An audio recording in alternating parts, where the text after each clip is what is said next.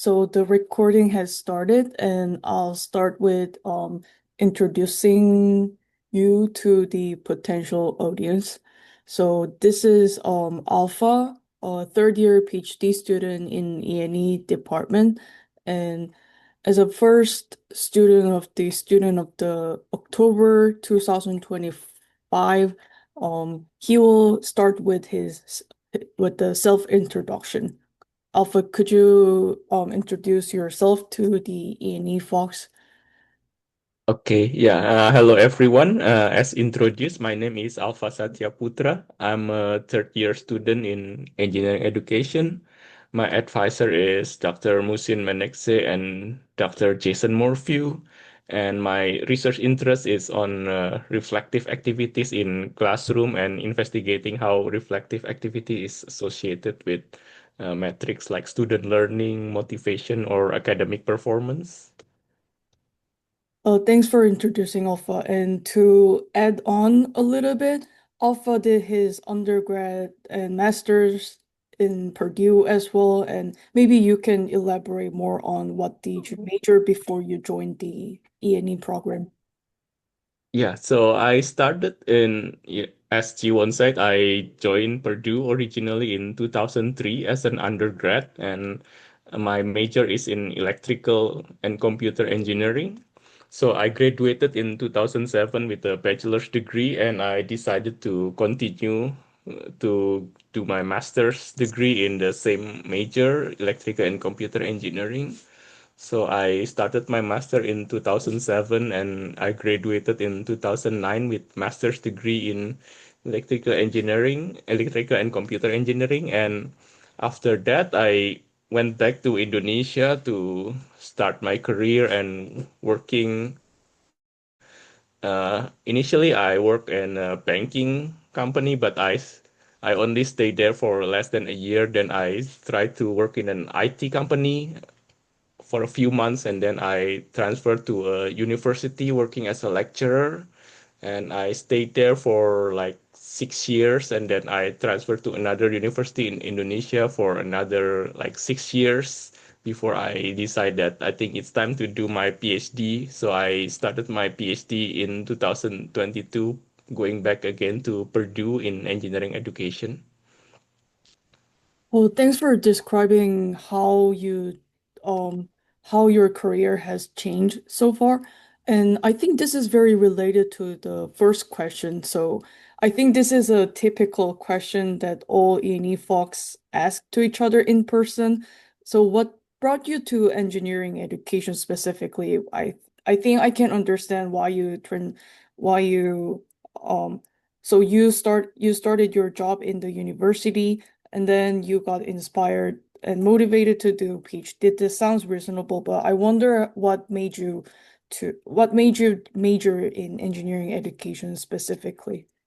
Yeah, because when I graduated, initially I wanted to work in a corporate world or in an engineering or an IT world with my background as an electrical engineer. But then I tried and it doesn't really quite work so well for me because my experience has been quite challenging for me and I don't think it's a good fit for my background. And then I realized that I think back in the university I had my experience teaching, tutoring, and being like a teaching assistant or a grader position, and I feel like I think I want to try to become involved in university again as a teaching position and then that's what brought me to try out university and I found out that I enjoyed the teaching aspect. However, I also had a research experience back in the past, but I didn't really like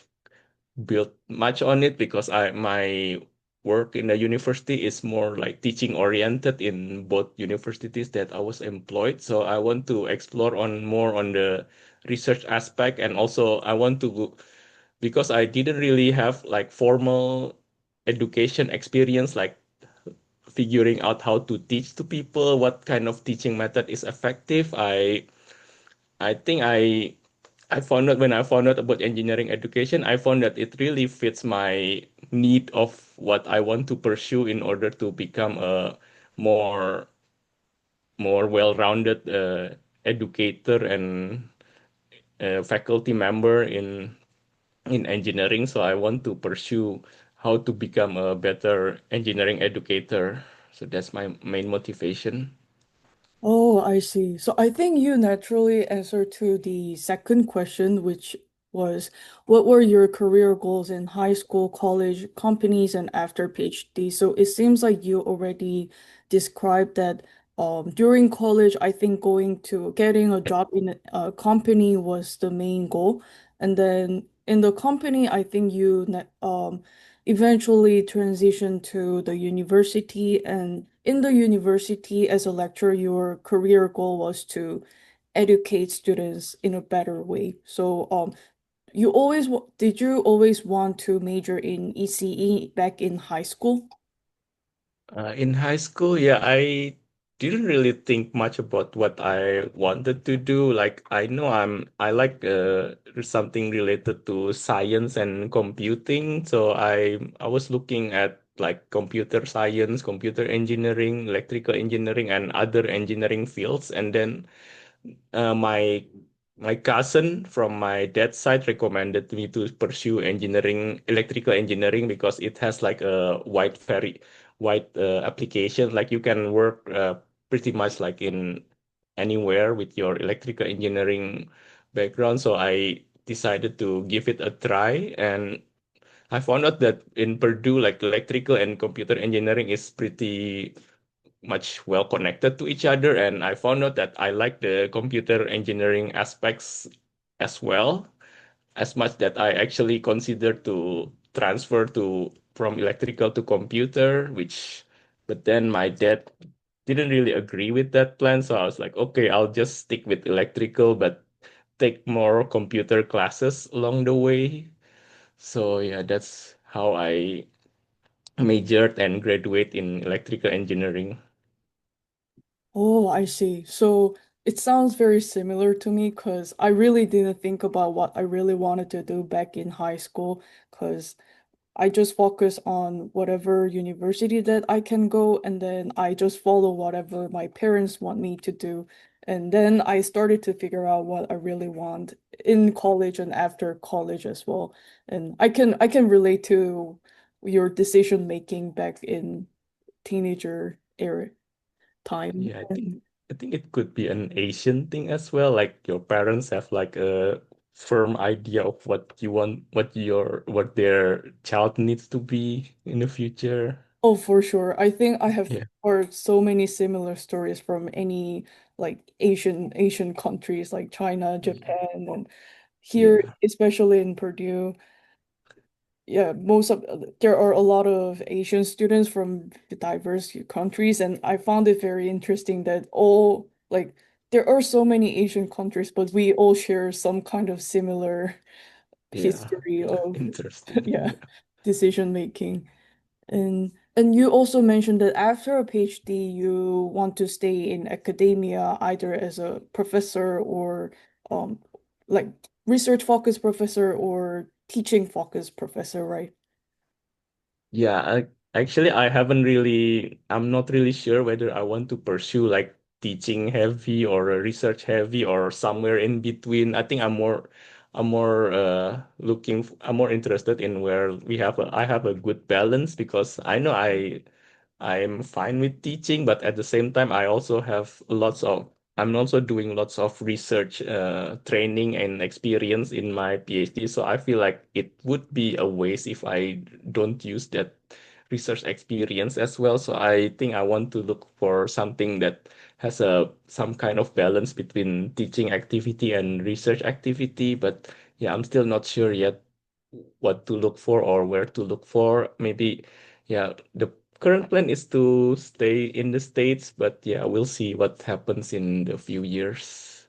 Yeah, it sounds I think most of the ENE folks are right now want to stay in academia, but I think their preference about research focus versus teaching focus is very different. But I can relate to your preference toward the balanced position.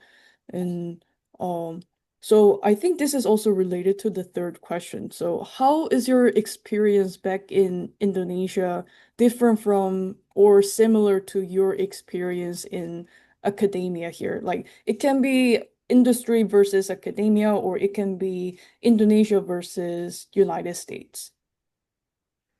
Yeah, because in Indonesia, my experience as a faculty is like this, both of them are undergraduate focused institution, and both of these institution focus more on the teaching aspect. So yeah, I didn't really explore much on research. Like most of the research I've done is either in a research group where I was just like a second or third member, which didn't really have like much agency in deciding the research direction, or like following up from what my students were doing in their undergraduate thesis and try to come up with like a paper that can be published to a conference or a journal. So I didn't really decide much on my own research direction. And so here, like I also started with the research group that has a established research direction, but the advisor also give me like agency to explore on which direction do I want to research, make a new direction for this research, like what kind of research topic can be pursued further. So I think that's a very good learning experience. It's challenging, but also at the same time, I feel like I learn a lot from like trying to figure out what kind of research I want to be in this ENE. Oh, I can 100% agree with our advisor. So, for your information, we're advised by the same advisor who is Dr. Minekshi, and I can definitely agree. Like in Korea, doing my master's, I think I was trained to become like a a good researcher in a very specific way that my advisor back then wanted. But whereas here, I think it feels like I am educated to become a independent researcher.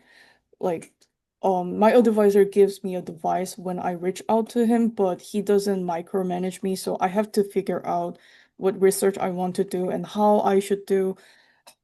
So I think generally academia culture in the United States is helping me in the long term that to become more independent.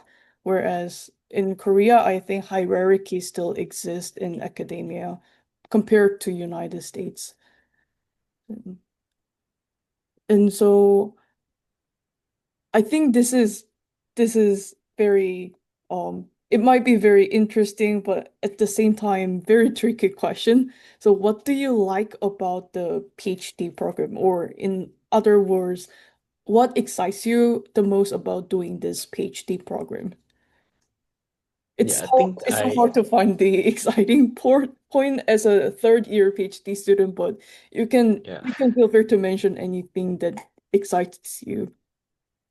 Yeah, I think I mentioned this a bit, like how I learn a lot about aspects of engineering education that I never really thought before, like the multiple theories about motivation, or multiple theories about reflection, or how to measure self-regulated learning, that kind of thing. I was like only slightly aware of that before coming to this program, but then now I realize that this is a very well established topic with a lot of research and uh, about how effective they are and how to conduct these things. So it's like very exciting. It's like going into a very different world that I've never been before, and I just realized how deep it is. And I think I haven't really go into that much deep in. It can go much deeper depending on how much you want to be. So I think it's like going to a different country, or just a different world, which like so different than what I'm used to. So I'm learning a lot, and I'm still learning. I think this makes this sounds like very binary, but what did you like about ECE major? Because I didn't major in um like traditional engineering fields like EC or mechanical engineering. I wonder what you liked about in that major before joining ENE. Yeah, I like the part that it's very hands-on. Like there are like I think at least every semester there is always one lab that you have to take that uh, makes you to do experiments on your own and try to have to calculate the results, have to interpret and explain why the results are this way. Is it going by your expectation or not, and explain why is that the case, and making like a semester. Some most of the class also have like semester long projects, like where you have to build something or to like yeah, basically design something, and then at the end you need to show what works. So that's the approach that I've been using in many of the courses I teach in Indonesia, because project-based learning, I just learned about project-based learning after I come to ENE, which I found it's very useful. I get to learn a lot more instead of just memorizing facts and writing it down in the exam paper. So I really like the aspect where very hands-on and project-based. Oh, that's very interesting, very personally to me because I I am really bad at making those stuff. So I really don't like assembly the furniture or anything that I need to make with my hands. And I found it very interesting that you actually like hands-on activity back in your previous majors. And um the other question is, what do you like about being a PhD student compared to being a lecturer? I think what I like is the like have more like freedom, as you say. Our advisor is pretty hands off. Like he just made us to meet every week to update our progress, but otherwise during that week we are free to do whatever we want and just maintain only need to contact him when we really need to. Otherwise we just have like agency to just go around, do whatever whenever we do it, which I find, yeah, sometimes it's quite challenging to keep like a discipline, like try to maintain a routine where you can stay productive, but at the same time it's very like liberating, I say, like very different than what I used to in in my experience as a lecturer in Indonesia, where it's quite close knit, where you have to be on campus from morning to afternoon, and then you need to tell your supervisor if you are leaving, and then you have to be, yeah, it's very controlled environment, and sometimes I feel like I was micromanaged, which kind of frustrating for me. So I enjoy the freedom, but also at the same time, I need to learn how to be effective and productive in the freedom that I've been given. Oh, I think especially in our cases where we don't necessarily have to work in office, like some of my friends in biomedical or um like some physics laboratory, they have to be present in the laboratory to get the data, whereas we have freedom of choice where to work, when to work. So it's really challenging for me as well. And this connects to the next question. What do you dislike about the PhD program? Or in other words, what stresses you the most about doing this PhD program? It can be specifically about ENE, or it can be about your life as a PhD student. Yeah, for me, yeah, actually, I just realized it a week ago, because I feel like lately I've been doing so many writing, reading about which like kind of like make it a feedback loop where I read to make a better writing, and then in order to make a and then I write, send it somewhere, and then it came back to me. I need to revise it, so it's just a lot of reading and writing, and it kind of tires me because at I mentioned I like hands-on activity and I didn't get much in hands-on other that doesn't really and that doesn't need to write or read, but I can use my hands to like build stuff, for example, which I didn't get much in my experience, so I kind of missed that. And also the teaching aspect, I as so my advisor has been sponsoring me through research as a research assistant, which is nice, but also I kind of miss the teaching aspect where I interact with students and help them like go through their problem, like explaining how these things work and stuff. So yeah, I kind of miss that.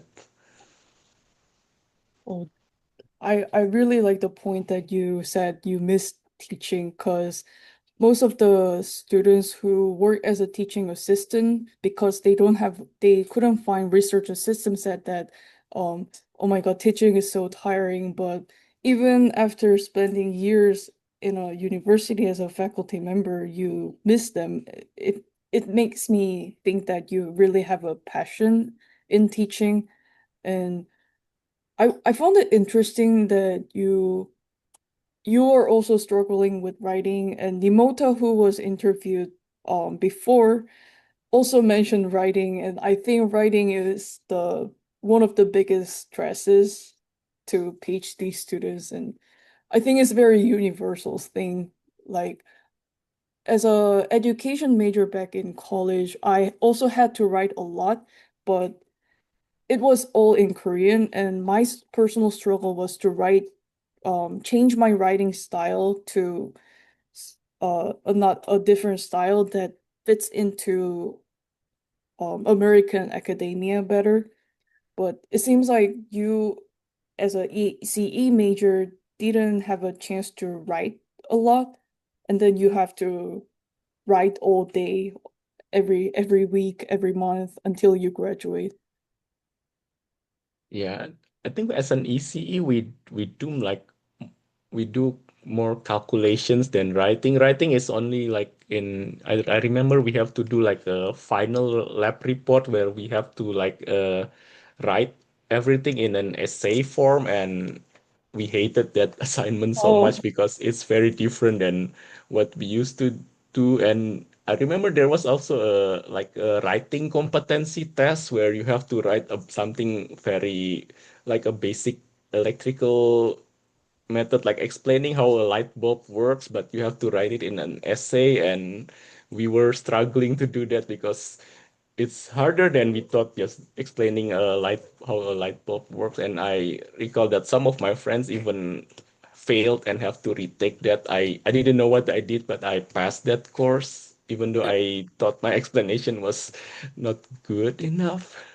I think it was comparative assessment, and probably you Maybe. were better than other students, and I think that's Yeah, good enough. they always curve it in electrical engineering, so maybe I made it because they curve it. I don't know. Oh yeah, I found it very interesting that in most engineering majors they do the curve assessment, like Yeah, only 30% get A and 40% B. yeah, If I understand because it correctly. I'm not sure why, because the exams are usually the average is very can be very, very low. So I Oh, recall there was this exam where the average was 20 and 20%, and I got like 40%. So I was like, wow, I really nailed it, even though during the exam it was really stressful and really difficult. oh, But others are doing so much worse. So I guess if they don't curve it, everyone will fail. So oh. that's why they curve it a lot. So I if don't know if they still do it now, but maybe. after getting PhD, if you become a professor in ECE major specifically, are you going to use curved assessment? Do you find benefits of it, or you really didn't like it? Yeah, I can see why curving can help, but that also means that some student there are like a percentage of student who will pass and percentage of student that will fail if you curve, which kind of like make it another consideration of unfairness if I thought about it. And in my experience in teaching in Indonesia, I didn't use curve as much because Oh, I just try to make sure that they get the exams are in the same about the pretty much the same as what they were taught in class. So I didn't use curve as much as in Indonesia. So I think I will try to not curve it and try to design my class and design my assessments better so oh, that I don't need to curve. oh. I hope it works. Yeah, I don't know. Everyone keep an eye on Alpha if he uses curve assessment or not after getting his PhD. Uh, oh, and the last question is, um, I found a very interesting response from Nimota, and I hope you can give something. You can answer this question as well. So, if you can go back to the freshman year of the PhD program, what would you do differently?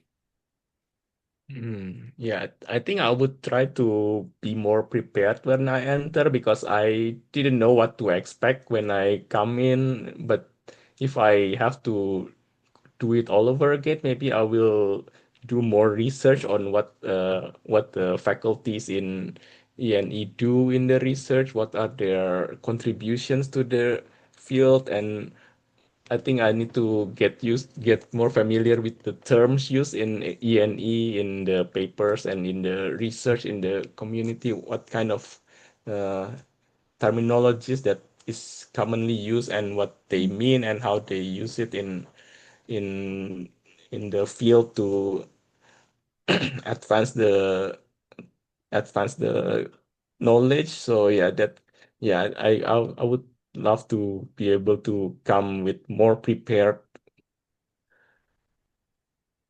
I think this is really important, especially for students like you who majored in engineering, like a Yeah. traditional engineering, and then decided to study education.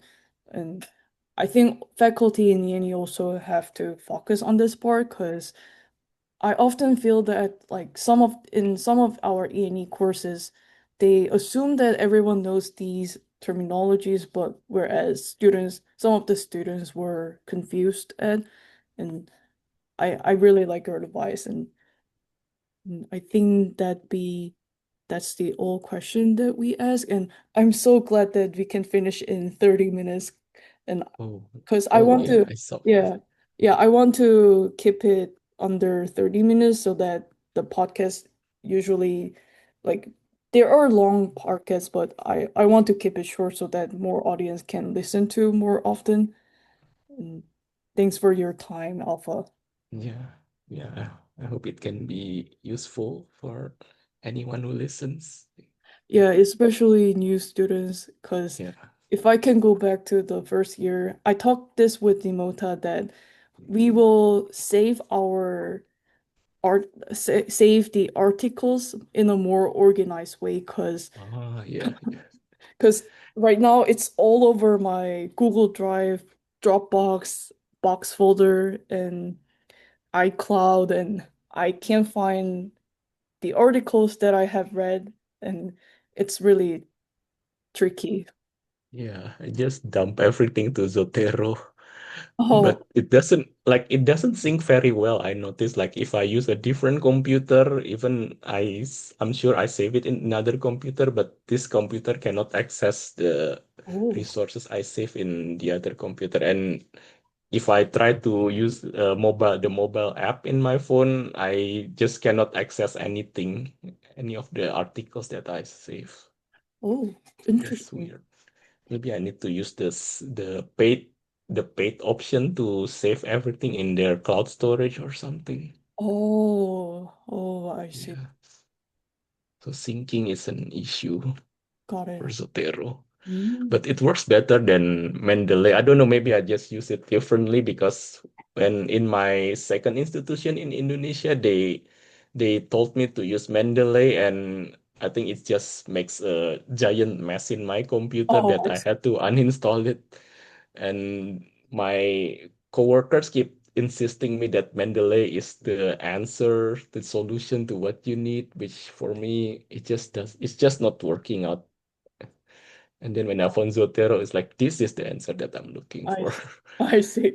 I Yeah. think it's ideal for new students to explore these tools as early as possible so that they can stick to one tool that whatever that fits your needs and then stick to that tool until you graduate. That's the ideal case I would. Yeah.